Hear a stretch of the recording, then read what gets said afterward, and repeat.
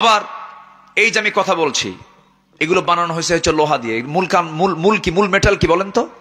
লোহা, আয়রন। আল্লাহ পাক আয়রন নামে, লোহা নামে একটা সূরা নাজিল করেছেন। বলুন তো সেই সূরার নামটা কি একটু বলুন তো? বলুন। হাদিদ। মাশাআল্লাহ, আপনারা এত সুন্দর করে উত্তর দিলেন।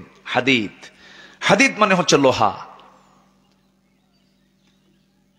এই লোহাটা কিন্তু মানুষ হতে প্রসেস করেছে।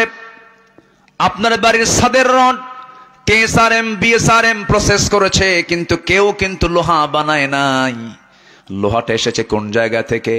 বিজ্ঞান বলতেছে এই লোহা এসেছে, তাদের ধারণা, তারা বলতেছে পৃথিবীতে এই লোহার সৃষ্টি নয়, এটা অন্য কোনো বহির জগৎ থেকে এসেছে, অর্থাৎ আকাশ থেকে এসেছে। কারণ পৃথিবীর পরিবেশ লোহা উৎপাদনের জন্য উপযোগী নয়, কেননা সূর্যের তাপমাত্রা লোহা উৎপাদনের জন্য যথেষ্ট নয়। সূর্যের যে তাপমাত্রা, এটা দিয়ে লোহা উৎপাদন হবে না। কি পরিমাণ তাপমাত্রা লাগবে লোহা উৎপাদন করতে? বিজ্ঞান বলতেছি আনুমানিক লোহা উৎপাদন করার জন্য আনুমানিক 5 বিলিয়ন ডিগ্রি সেলসিয়াস তাপমাত্রা লাগবে। 5 বিলিয়ন ডিগ্রি সেলসিয়াস তাপমাত্রা যদি থাকে কোথাও, সেখানে লোহা উৎপাদন হতে পারে। বলেন তো পৃথিবীতে থাকবে মানুষ? টিকবে মানুষ? টিকবে না। আমার বন্ধুগণ, তাহলে এই লোহাটা আসলো কোন জায়গা থেকে? তারা অনুমান করছে হয়তো কোনো সুপারনোভার বিস্ফোরণ হয়ে গেছে। সুপারনোভার বিস্ফোরণ হয়, সেখান থেকে লোহা পৃথিবীতে এসেছে বহির্জগৎ থেকে। আল্লাহ রাব্বুল আলামিন আজ থেকে ১৫০০ বছরের আগে মহান রাব্বুল আলামিন তার রাসূলকে জানায়া দিচ্ছেন, ওয়া আনজালনাল হাদিদ ফীহি বা'সুন শাদীদু ওয়া মানাফিউ লিন-নাস। জোরে বলুন আল্লাহু আকবার। আমি আল্লাহ নিজে লোহা নাজিল করেছি। লোহা নাজিল হওয়া মানে কি নিচ থেকে ওঠা না উপর থেকে নামা? নাজিল মানে কি? নিচে থেকে না উপর থেকে?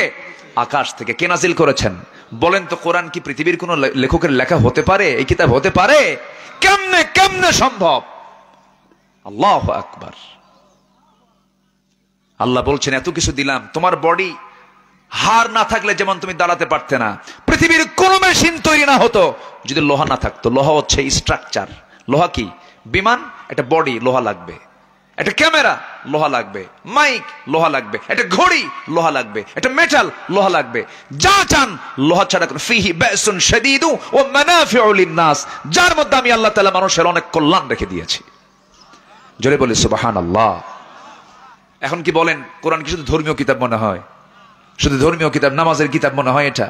না, সব আছে এর মধ্যে। নাই শব্দ বাদ দিয়া সবই আছে।